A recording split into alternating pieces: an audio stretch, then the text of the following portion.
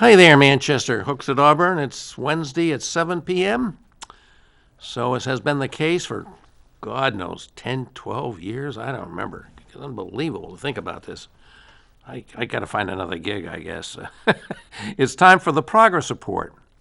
I'm unfortunately have to tell you that nobody's to my left right here, which is usually Mike Farley, but he is out helping the community by some activity involving the Ancient and Honorable Order of Hibernians, of which he is the president. He's a real contributing guy, but I'm very pleased that I have one of the other real contributing members of our Manchester community, Alderman and State Rep, running for re-election this year, Pat Long, who chairs the Manchester House delegation. It's an important role too. It's not just a state rep, but he's the leader of the Manchester delegation. And so we're ready to talk about some real issues here today. And as always, I always look forward to, Eddie, I'm talking to you and others, participation by calling in at 640-3091. We'd be happy to entertain your questions or comments. As long as it's being civilly and respectfully expressed, we'll take anything you have to offer and look forward to participation. Pat, you got so many hats and so many things you're doing, it's hard to know where to start. But I think I'd like to start with the issue of question 1. I think it's the only question we're going to have on the ballot in November. Is that right? Yeah, it is. It comes with a ballot by itself. It comes with it's a separate ballot It's a separate entirely. ballot. Okay. Yeah. And it's Yep. the only question on the ballot this year. Some years we have none, some years we have more than one. This year we have just one, so it's question 1. There's no question 2. Right. And maybe you've seen around the city as I have, there's been a number of dramatic black, yellow, political signs saying question 1, yes, support Manchester.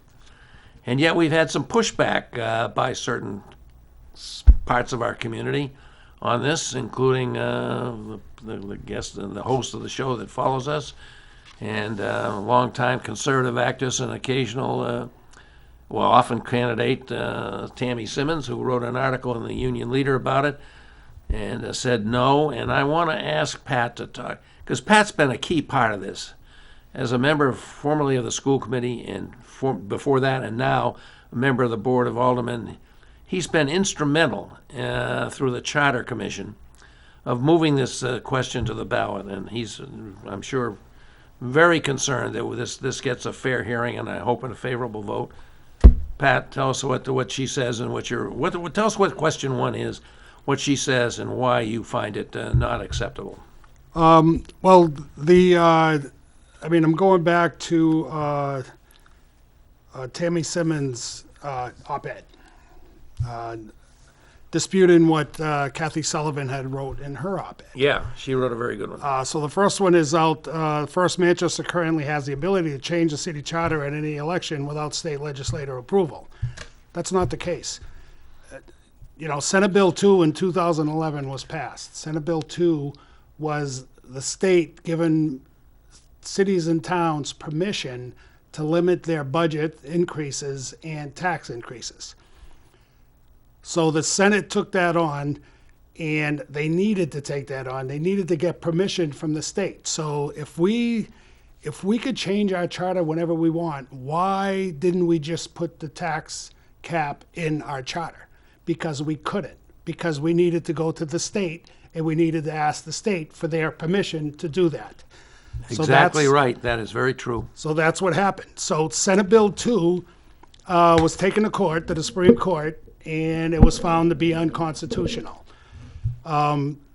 because there was no out for increase in revenue. I don't know whether you can use the word unconstitutional. It was found to be not authorized by New Hampshire law.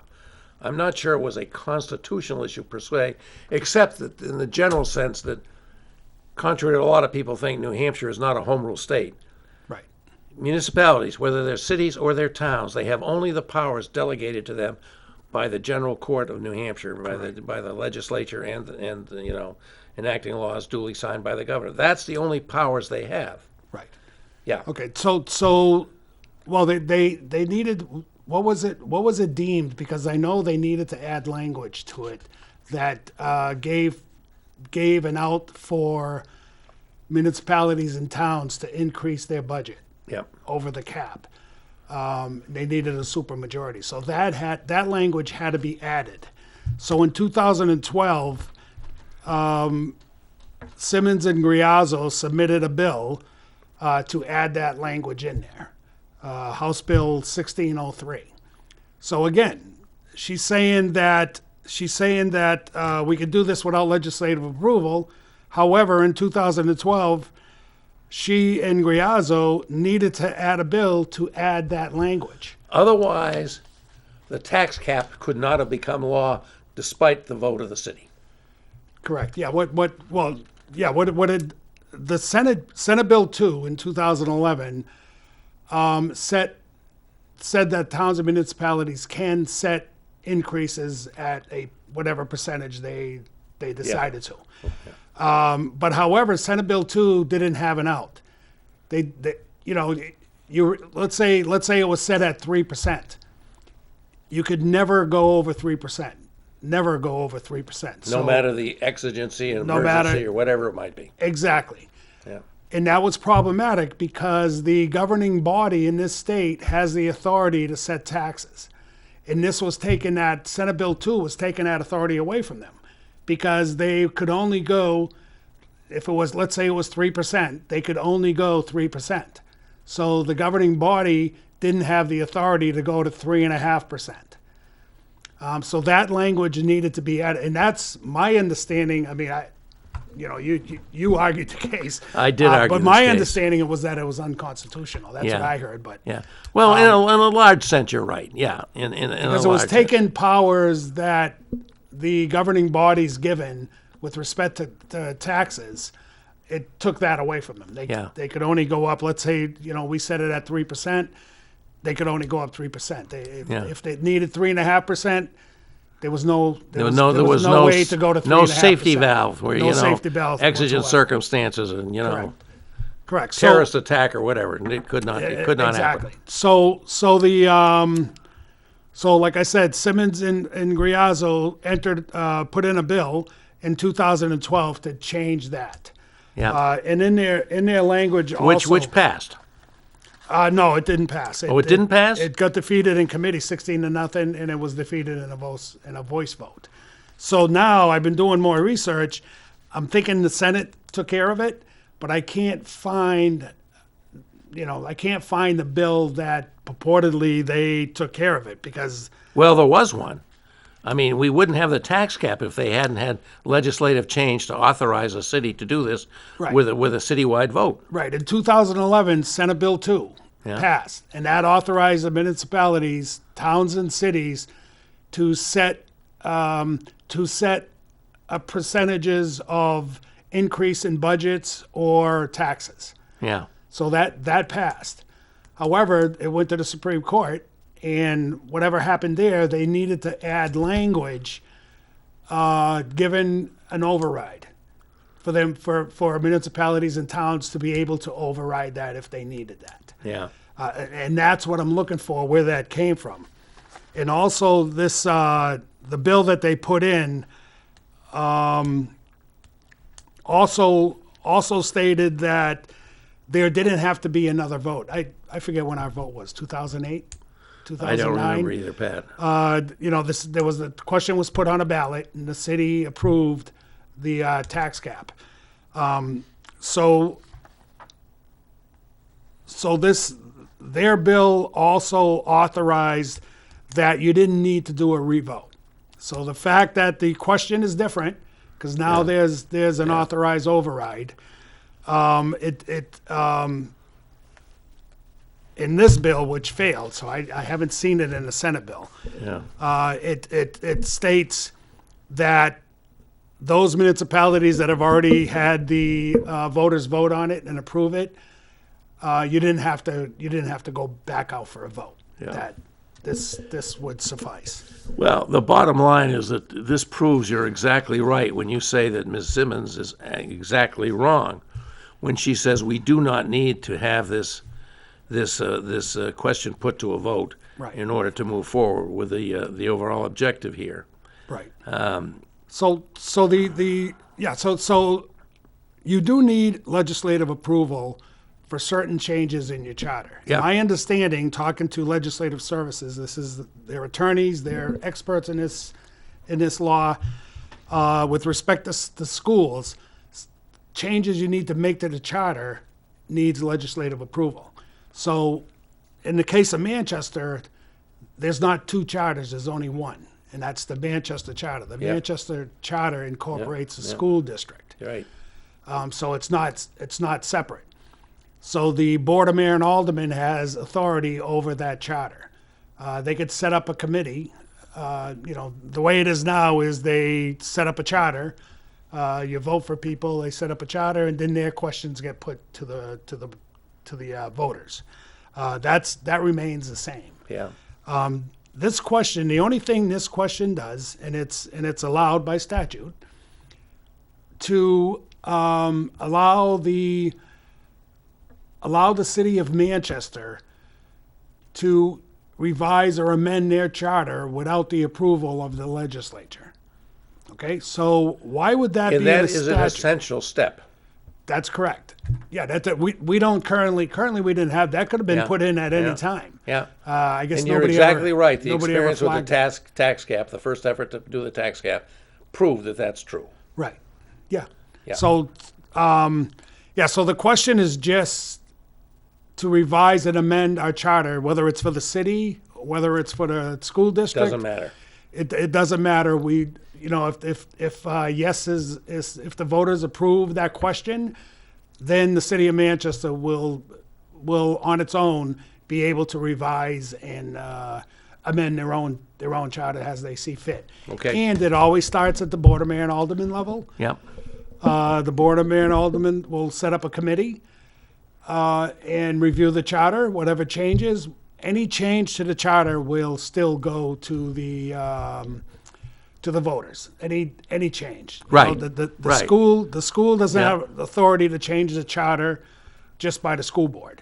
It's got to go to the voters. Same So with the this is city's why we charter. have a ballot question, one of a separate ballot, That's coming correct. up on November 3rd. Yeah, that's why Or earlier if you choose to vote absentee, which Yeah, lots of that's- people are doing. Yeah, that's why the vote on the question is purely on getting the legislator out of the mix. Okay. And that's the question was authorized by the Attorney General. Yeah. Actually, the Attorney General, first of all, the Attorney General sent a letter to the commissioner saying that we don't believe the bill that I had passed authorizes you to send questions to the voters. They believe it only authorizes a procedure. Now, when you're determining, as a lawyer, Bob, I've heard when you're determining law, you sometimes you look at legislative intent. Yes, you do. Well, I never got a call from the Attorney General's office.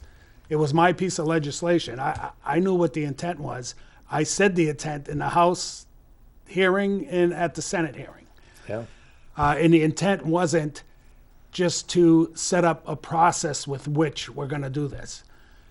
That wasn't the case. The case was, what we wanted to do was set up a charter commission to review specifically on the school side any changes that they would like, and they did make changes.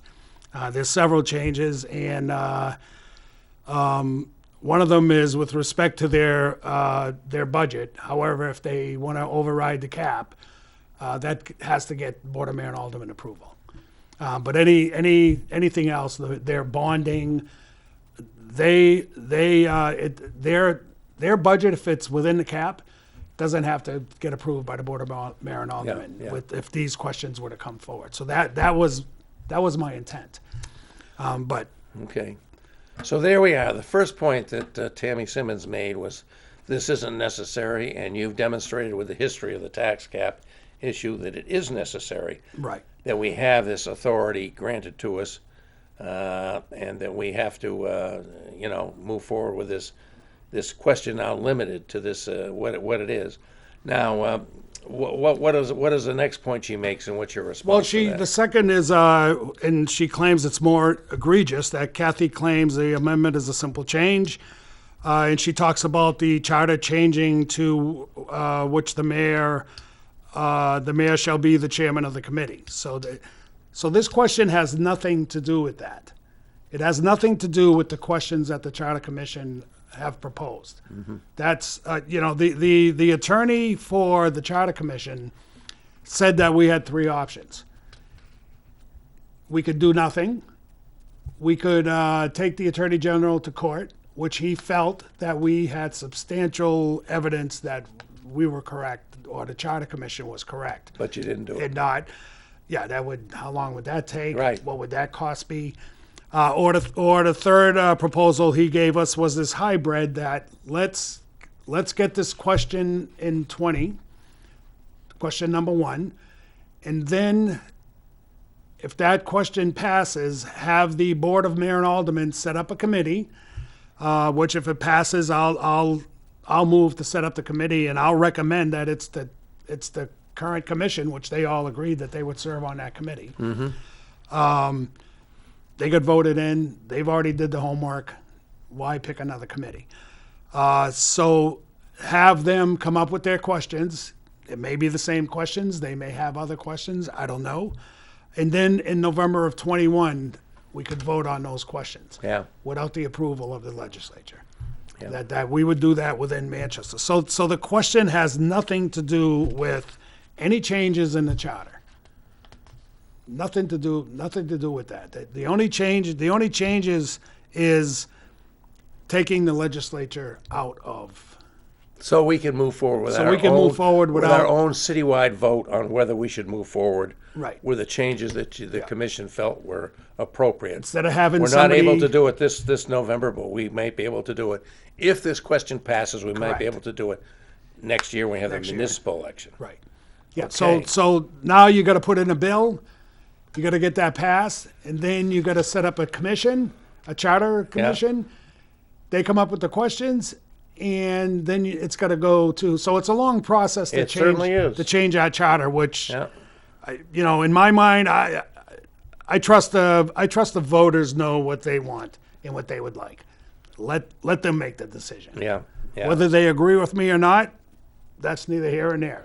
Well. Let as long as they give me a clear sign of what they want, But that's how it works. So there Well, is you got to play a long game in this business of changing charters and constitutions and even laws. I mean, it's a long game, and this is just a good example of that, I guess. right. So this question, I mean, the op-ed from Simmons is I mean, she talks about school spending and the charter changes that the mayor's not going to be the committee chair. That is just taking you off the focus. Yeah. The focus is whether the question is whether or not you think that the state legislature should approve amending and revising your charter. And I'm saying no. No, I think Manchester's But no, capable. is that just amending or approving the charter generally, or just in regard to the particular recommendations of the Charter Commission? I'm sorry, say that again. When you say the idea will be get the legislature from controlling how we change our charter here in the city of Manchester, Yeah. does that go for a general, all things or all issues, or only pertaining to the recommendations of the Charter Commission for improvement of our schools? Well, only no, that the legislator gets involved with things that the state doesn't give us permission to do. Yeah. Like this tax cap. Yeah. We couldn't just set up a charter commission, have them pose the question of a tax cap, Yeah. and go to the voters. Yeah. No, it had to go to the legislature And to it approve that ultimately first. did, that's to right. give us permission to do that. Yeah. So there are other changes that we're going to see. That the legislator doesn't give us permission to do. Yeah. However, if this question passes, we could do that without their approval. Yeah. And in my mind, that's the way it goes. Like Kathy says, why why do I need somebody from Berlin weighing in on what the city of Manchester Right. would like Or- to do? or vice versa. It just, why would I be Yeah. voting on what they would like to do? Yeah, right, You right. know, we're all different. We all want different things. Yeah. Then she also mentions poorly written legislation. Well, I'm not an attorney, so I absolutely, all the legislation I put in, I never wrote that legislation. So we depend on It's a good thing we legislative have help. services. Yeah, we depend on legislative service to help us Right. get the meaning that we want on paper. Yeah. Now, a lot of times that doesn't always work out the way you wanted it. Right, right. It's true. This one, there were, Monday morning quarterbacking. There were certainly things that I would have had changed if I'd known what I know now. Yeah. So Well, you're a guy that keeps plugging away. I don't know. I mean, you're an attorney, Bob. Have you your legislation? Do you write your own legislation? Not entirely. I mean, I don't do it either. We have a caller. Okay. Hey, Eric, you're welcome to join us on the progress report. I hope you're there. We're always welcome our I'm call. here, yes. Hello. I got a question for your guest tonight, Pat Long. Yes, please. Hey, Pat, I watch all the meetings online now. I mean, on TV because I have the cable now. And I've been following the story about the wearing the mask. I think you're in favor of that, but do you think that we need a mask mandate in Manchester? Because I had a COVID scare myself, unfortunately, last month, where I had to quarantine for a good couple of days. And so I'm very careful now where I go, and I wear my mask, obviously. So I'm just curious if you feel that we need a mask mandate here in Manchester. I'll hang up and listen. Thank you for your hard work. Eric, before I let you hang up, I'm very interested in your question. It's a good one. But did you actually get tested positive? Or are you okay? Oh, Yeah. hang up. I guess that's that. So, I believe it's Tuesday, next Tuesday, the Committee on Administration is going to be reviewing a mask mandate. Right. So the devil is in the details. I'm not for a fine, a heavy fine. I think this is an educational process. I have constituents. I just got one again today, an email. Where they're getting pushback from wearing their masks and asking somebody to stay 6 feet without a mask, to stay away from them, Yeah. and they're getting pushback. So, on the other hand, people have the right to want their distance and to want people coming in contact with them to be wearing masks. Right. That's their right also. So, I'm absolutely. I mean, I know this is for inside. Any place that's inside, if you can't keep the 6 foot distance, then you're required to wear a mask. Once again, it protects those that want to wear masks and don't want somebody within 6 feet of them without a mask while they're shopping at Market Basket or wherever. All right, I guess we've got Eric back. Hey, Eric, you back? Hello? Are you back, Eric? Yeah, I'm back here. Just to let you know, I've been tested twice for COVID, and twice I came back negative. Oh, I'm glad to hear that. Okay, and it's Yeah. it's a great question you asked, so thank you for joining in. All right, no problem. Keep up the good work that you do too, Bob. Thank you very much. I believe Nashua's come up with a mask mandate of some sort, right? Yeah, I guess theirs is pretty strict. Theirs includes outside Yeah, also. yeah, Yeah, as long as you're not Yeah. sitting at a restaurant eating or drinking, yeah. you got to have a mask on. And my understanding is that I believe there was one. Well, I think they had 2 or 3 suits that they lost over that mandate. And I believe Who in lost? The people complaining the people about it? that were complaining about Yeah, it being, right, being right. mandated. Right. And then there has been. I'm just hearing a couple days ago. The mayor told me that there was one violation they gave out to somebody who was a repeater. Just This is in Nashua you're talking about. in Nashua. Yeah, okay. So, Well, you know, it's alarming. We all suspected that this was going to be a problem as the weather got colder and people were spending more time inside. I don't think we're even into the flu season yet, and I hope everybody out there who can do it has gotten the flu shot. It won't protect you against this virus, but it'll certainly help keep down your reduced defenses to have the flu shot and not being burdened with the flu, probably, not 100%, but probably. So I hope everybody's doing that, and it's alarming. You know, I mean, I'm sure most of our viewers here have been watching the news, and we're seeing an enormous number of new positive cases, 50,000 a day across the country, or more. You know, for day after day after day, and what was predicted seems to be coming true. And even here in New Hampshire, where we've done very well, along with most of the Northeast, there's an uptick, and there's a real concern. So I think we got to take vigorous action to do the things we can. We don't have a treatment. We don't have a vaccine. We do have masks. And, you know, anybody that's not participating in not only protect themselves, but the major reason to wear a mask is to protect the people around you from you. right. And so, you know, I think there's a real good public health reason to be very active in pursuing mask wearing. And I think, you know, a mandate can help with that. Even if you can't enforce it every time you see it. And we're not going to have a policeman, you know, going up to everybody without a mask walking down Elm Street or elsewhere. Right. You're not going to do that. But still, a reminder that it's important to do this. Yeah. Our proposal is just covers the inside. I've been going to the football games. I went there to pay to get in, and evidently you need to get a ticket. So the football kids get, and cheerleaders get 2 tickets to give to whomever. Yeah. And I didn't realize that, but I got to stay. I had my mask on. There was plenty of 6 feet around for the Yeah. games. I finally got 2 tickets for the West season.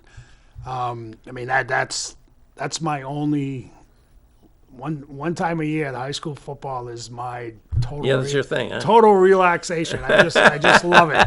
It's great fun. So I was able to go, and we've been fortunate in Manchester so far. Evidently, Merrimack High School had 6 JV kids get it, so they had to shut the program. They shut the program down. Yeah. So we've been fortunate in Manchester so far because, you know, when they watch even the pros, I mean, if $1 billion companies like the pros have, you know, if they're doing the testing every day and they're being cognizant and they're being careful, you know, come on, it's you know, it just makes sense. I mean, it helps. It absolutely helps that surgeons from coming back. Yeah. You know, why not? So I finally found a mask though that I could talk in, and it doesn't. Oh, I'm going to have to ask your advice on that because it's hard for me to talk through a mask. My son sent them to me for my birthday from good. California. He works in the gym. He's a trainer, and they have those masks that they wear, and you could talk, and they don't Really? They don't move up and down your nose. Do they also not fog up your glasses? No, you got to put your glasses down like this, because they will fog them up. Oh yeah. Pat, you know, this is an issue of increasing urgency as the cold weather's upon us or about to be. Yeah. And I'm really worried about what the shape of things is going to be in Manchester. I noticed in Portsmouth, the restaurants, I think I just saw in the news tonight, the Portsmouth are asking for an opportunity to offer outdoor seating year-round. I guess the climate, because of the ocean right there, is maybe a little milder in Portsmouth than it is here. Are you getting any pressure like that from our restaurants here? What do you think we can do to help out our? You know, our restaurants are a big part of our community here, and restaurants and bars. But you know, I'm thinking of the restaurants mostly. And you know, here we are on the edge of, you know, it's going to be too cold to have offer much in the way of outdoor seating if we don't make changes. I mean, you got any thoughts on that? Yeah. So my understanding is that they're allowed to open 100% as long as they have barriers between the tables. Oh, really? So I believe their capacity is at 100%. Even if as long as they- even if they're in narrow restaurants without a lot of distance. Yeah, as long as you As have. long as you got the plastic barriers between Well, tables. or any barrier, I guess. I was at Luisa's, and they have like, they painted some thin wood, plywood that they have between the booths. That's my understanding. That's okay, huh? I believe so. I did Yeah. notice that down at CJ's the other day for the first time. I saw that they had, it happened to be plastic in their case, but they were doing that. So Yeah, I that don't may see be- I that don't may see be a an good issue if solution. somebody wants to stay open. I mean, we'd have to relook at the snow plowing. I mean, if they all wanted to stay open, then we'd be, we'd be removing the snow, which we should be doing anyways. yeah, I downtown. would think so. Yeah. No, I'd be open to that concept absolutely if they wanted to Okay, remain good. outside. Good. Sure. Let's look at the how we're doing with the schools here in the city. I know you were on the school committee. Now you're an alderman again, so you have a broader jurisdiction. But what do you think about the plans we have? And I would love to have our superintendent come on and join us, but so far I haven't been able to convince him he should do that. But Yeah. I would like to have Leslie Want come on or somebody from the school committee. But I got you, so tell us what Yeah, you think about how we're they're- doing with the school plan. Well, I think Dr. Goldhart has it. I think he does his homework. I think he delivers on all the possibilities of setbacks or moving forward. I have my full confidence in him. I believe what was it? Was it yesterday? They started. Some of the grades started going full time. I think so. Yeah. Yeah, I think, it was I saw that in yesterday the they paper, started yeah. that, and so I mean, hopefully we could keep it under control. I mean, I'm hearing of kids that they're gonna have a hard time keeping masks on.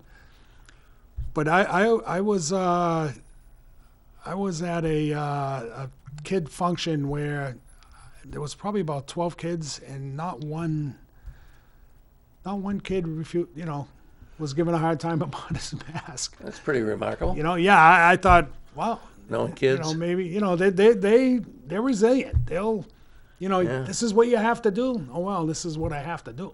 Yeah. So it's going to be interesting to see as we go forward. Let's say after the holiday break, I believe the board's going to be taking another look at that. The school board's going to be taking another look at that. Yeah. And seeing if there's any increase in the COVID-19. Yeah. I mean, hopefully if it's done properly, it'll be fine, and we'll be able to transition Yeah. a little more. The big question though off that topic is the I was reading. I don't know if you read the Union Leader. I was reading about the Christmas parades. Yeah. There are some that aren't, like Portsmouth's not doing it, but there are some that are doing it at a smaller scale. And I know I got a call from Sarah Beaudry with In Town. I mean, the only thing we don't have control of is where people sit on the sides of Elm Street. But I think people are responsible enough to know. We're gonna leave room for the next family. Yeah. Not about to put my chair right up to the next family and not have a mask on, Yeah. or have a mask on and then I can sit a little closer. So Well, if you do move forward with a mask mandate, that may help reinforce that. yeah, well, the mandate is for inside only. Inside only. Yeah. So that Okay, that so wouldn't that wouldn't affect the apply. outside. But there are some things that I guess the board would make that, Board of Mayor and Alderman would make that decision. I don't know why some of these decisions have to come from us. Yeah.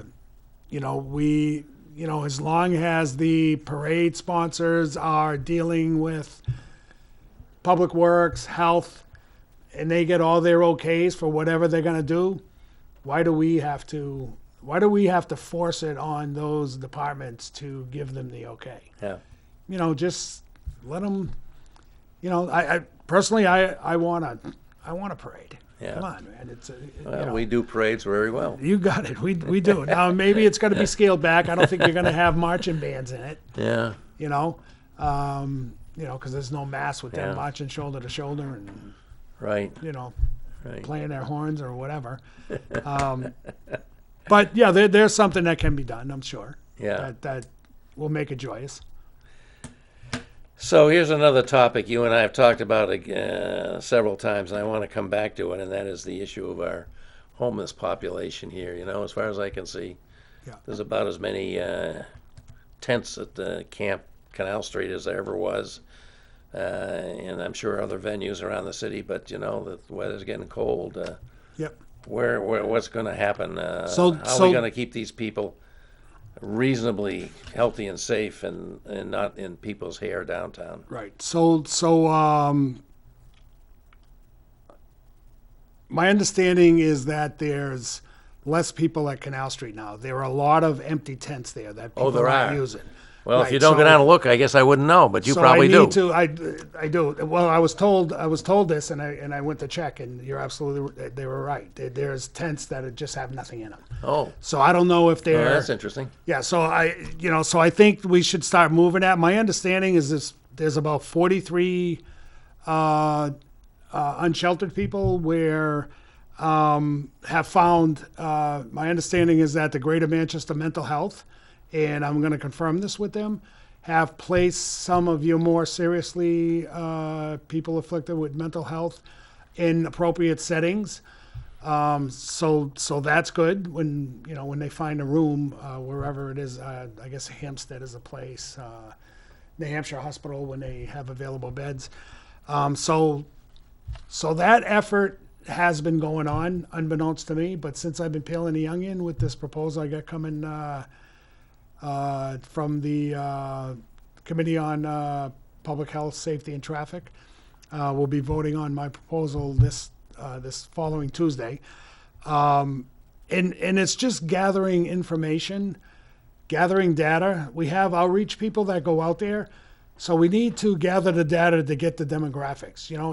Are there, out of 280 people, are there 30 of them that are capable of passing a drug test and going to work? And when they go to work, getting a studio apartment. So I'm thinking there is at least 30, at least 10% of 300. Let's say there's at least 30. I think there may be more, but let's get the demographics. Let's break down the demographics. So let's get those people that don't want to be there. Let's get them out, and then look at the next group. What's the next group? Is it mental health? Okay. How many are, either bipolar or manic depressant, which is, you take therapy, you take medication, they're apt to, they're able to live a normal life, as long as they're seeking therapy and taking their Yeah. medication. So let's take care of that group. Yeah. And as we move forward, I mean, of course, you're gonna get the group that's, I don't want nothing, I'm happy being outside, and then we address that. How do we address that? I mean, That's probably the toughest one. yeah, no, well, it is going to be. They I may mean, not, they may not know what's in their own interest in I terms mean, of their they have a health. right to stay out there if they Yeah, want. I guess so. That's You have to offer them at That's least their one right. opportunity to be somewhere sheltered in. no. Well, we But have. you can't compel Yeah. them to take that offer. I mean, a lot of people, you hear rhetoric of, we offer services, so they all come here for the services. Yeah. They're not taking the services. Yeah. So the services that Manchester are offering are not being taken by the people in the encampment. They're good just the way they are. You got to wait till they hit their bottom, and their bottom is not there yet, for whatever reason. Everybody's got their own different bottom. Their bottom's not there yet, so they're being offered all the services. So the city of Manchester, congratulations, has every service that you could think of to help give anybody a hand up. Really. Anybody from substance use disorder to mental health to, I had hard luck and I lost my job and I couldn't afford my apartment. Yeah. So I'm here. you know, Manchester offers everything, every service possible to help people. Yeah. So the fact that you deny the help, you know, you tell them, you know, you tell people, I don't want the help. You know, where's that line of, you know, okay, you don't want the help, but you're going to go sleeping on the sidewalks on Elm Street.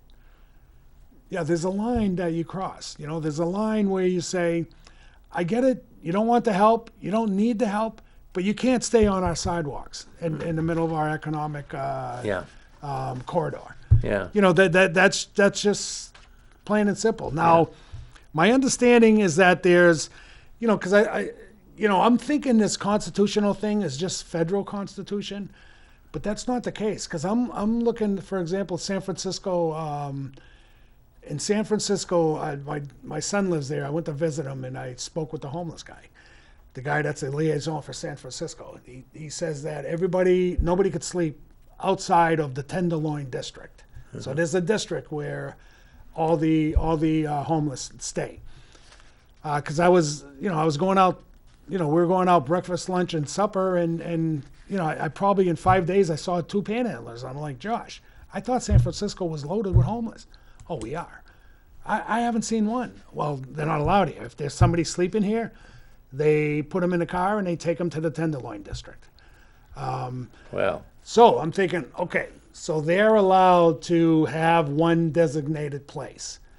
They have services go in there every day.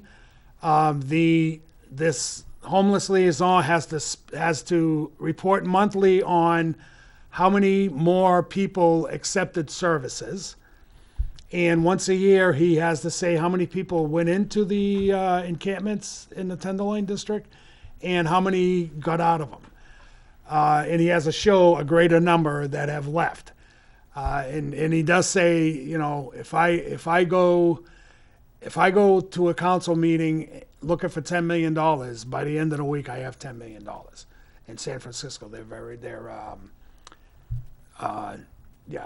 their money for something like this. What do we need? We're going to get it. Yeah, we're going to get it. Here you go. Yeah.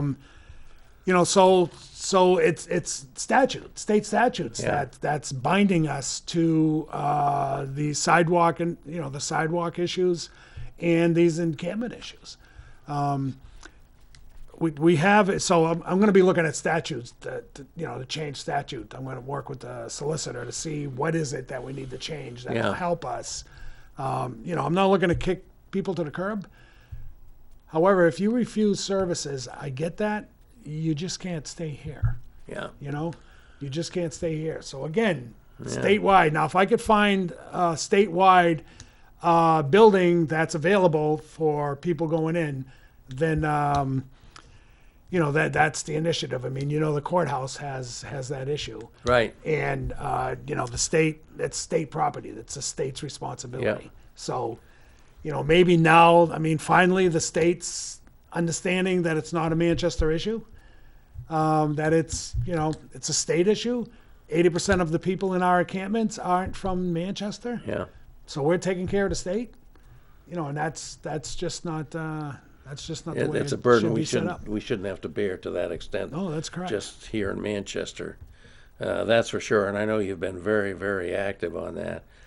What's gone on with the spoke and hub system? Is hub and spoke, whatever it is? Yeah, the doorway. Is that working or not? They call it the doorway. It is working.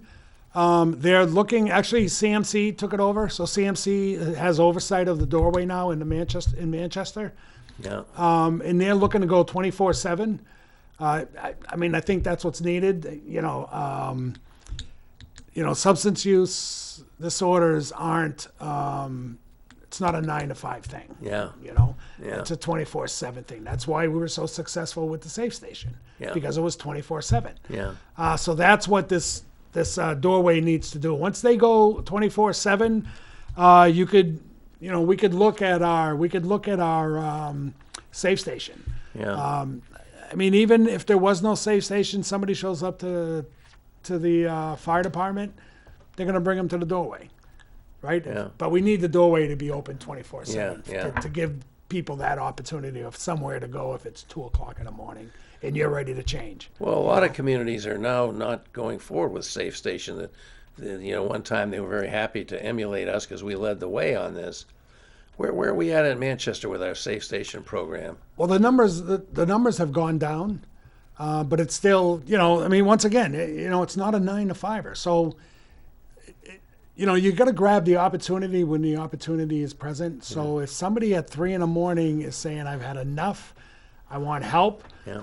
that's the opportunity you got to grab. You can't say, "Yeah, can you come back at 9 Come back o'clock?" at 9, yeah. Because by 9 o'clock, I'm all set. I don't need help. Yeah.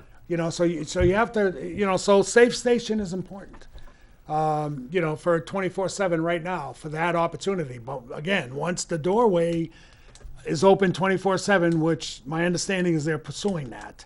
Once the doorway is open 24/7, then we could, relook at the safe station. Oh boy, what a bunch of problems we got here. in Yeah, this and city. SUD, I guess, substance use is still at issue. It's not. Some of the numbers have gone down with respect to ODs, I believe. Yeah. But there's still a substance use disorder issue. There's Yeah. still an issue out there. Yeah. Oh, here we got an incoming call. Okay. Hello, caller. Welcome to the Progress Report. Are you ready to join us with a question or comment? Yes. Good. Go right ahead. Is this the, maybe I'm missing this. Is this the local New Hampshire in Bob Baskus program? Yes, It is. Yes, it is. We call it the Progress Report, but it's me, yeah, Bob Backus. Yeah. Yeah, this is the okay. I just saw. I'm watching it live on TV, and I didn't know. This is the first time I'm calling in, so that's why I'm kind of a little confused. Well, the way we're the question. we're very happy to welcome you. I hope you'll do it again, but we're delighted you're with us. Go right ahead. Yeah. So essentially, my question is, what is the status of the New Horizon Food Pantry moving to Lake Street Avenue, their new location? Okay. That's it. What's that? The New Horizon? He says New Horizons. Family in transition Yep. / New Horizon. You know Yep. what I'm talking about? Yeah. Yeah. You're asking why don't they move New Horizon to their facility on Lakeshore? Yeah, essentially they have a last night I guess they had to have a variance to move. They're actually building another. They're going to be purchasing a building on Lake Avenue, Okay. Yeah. and they had to go through there. So I just wanted to find out what the alderman opinion of that, and Bob Backus's opinion of that, if Okay. they're aware of that, of the change. I guess they're trying to do this by the end of the year. Yeah. Okay. Okay. All right. Very good. Thanks. Thank you. Thanks for Thank the question. You, thank you for calling in. I can't help you with that, but Pat can. Yeah. No. There's. I mean, New Horizons and FIT is a private entity, so the city can't. The city's not their CEO. The city can't tell them what they can do. They're their own entity. I mean, the city provides some money for, through our federal grants passed through the state. We give them some grants, CDBG money, for their efforts. But they're a private entity, so the city has no control over where they move to, how they move, what they do.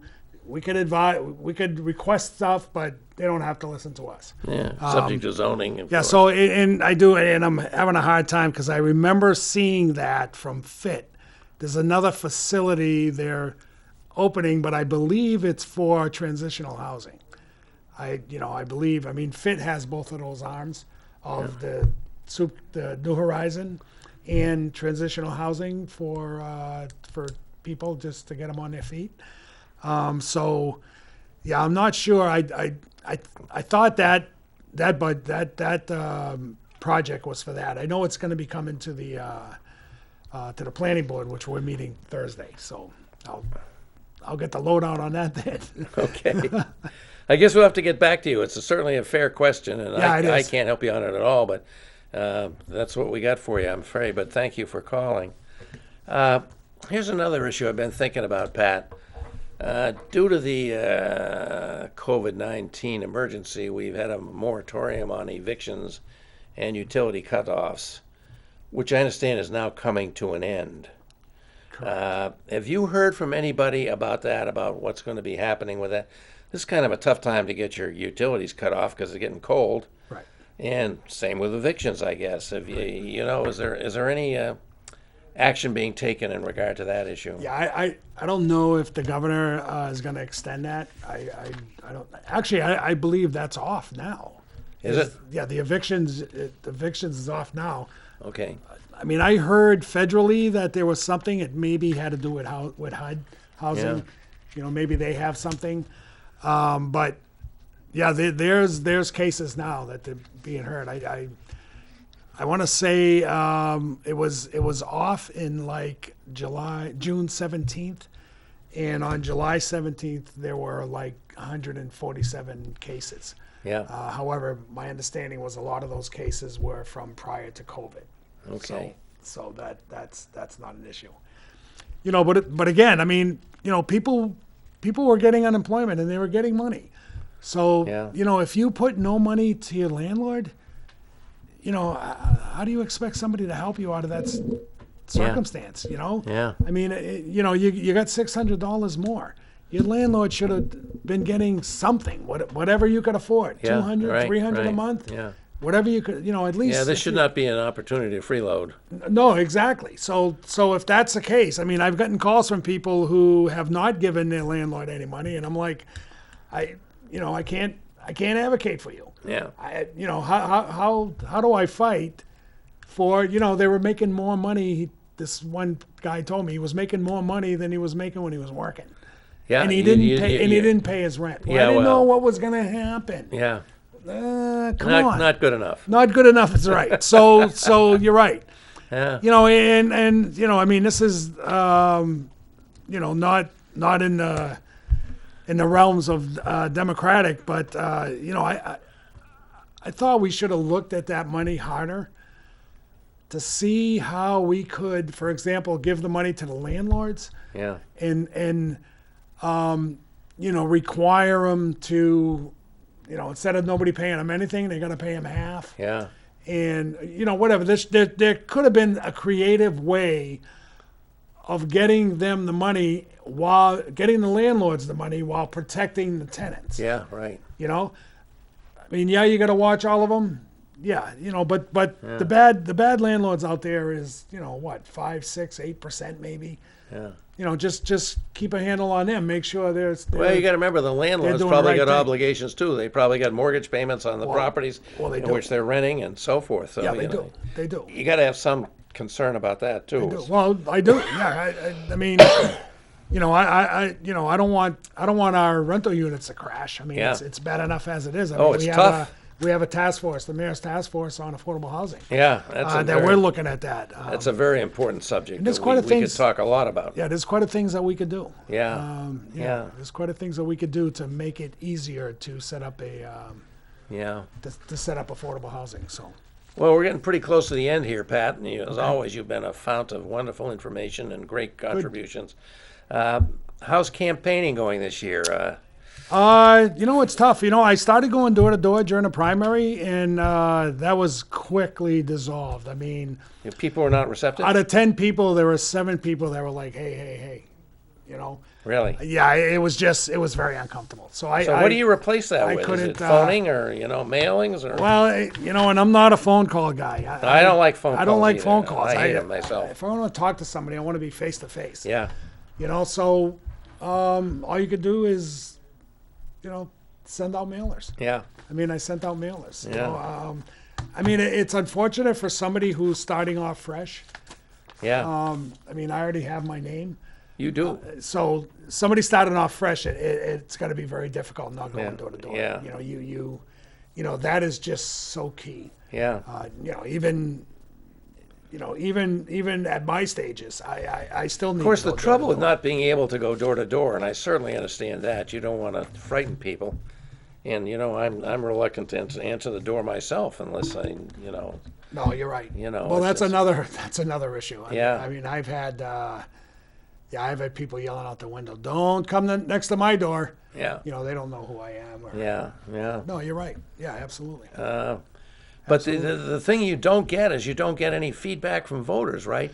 Well, How do you that's the find out what the difficult voters time. are concerned about, what they want you to help them with most? That's right.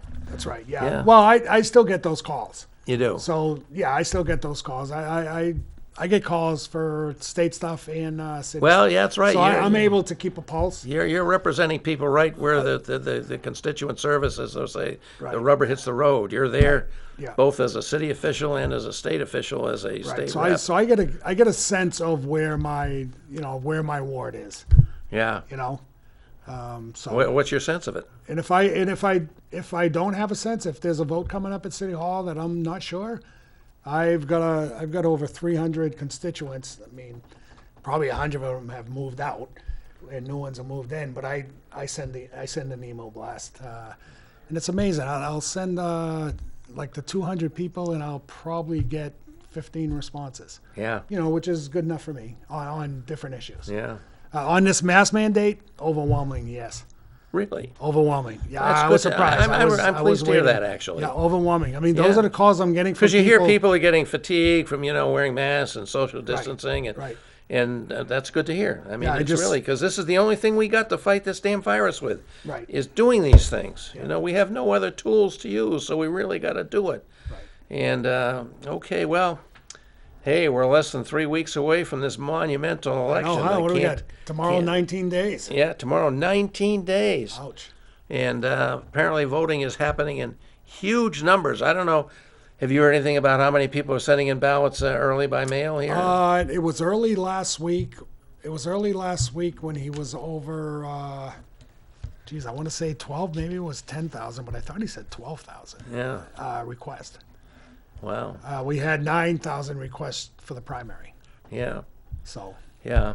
well, people are voting. That's People are voting. what's and key. we hear that nationally. That's I what's mean, key. the long lines in the states that permit Yeah. early in-person voting, and very, very impressive. So,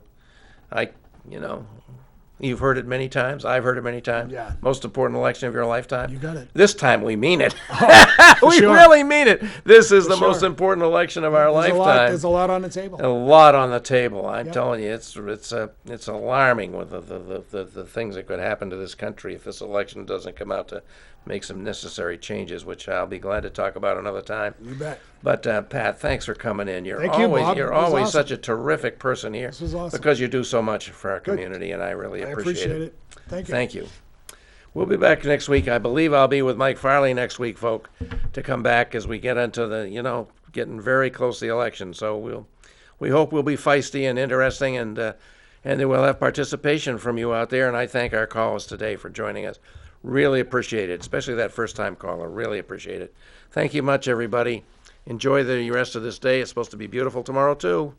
Best time of the year in New Hampshire right now. Don't fail.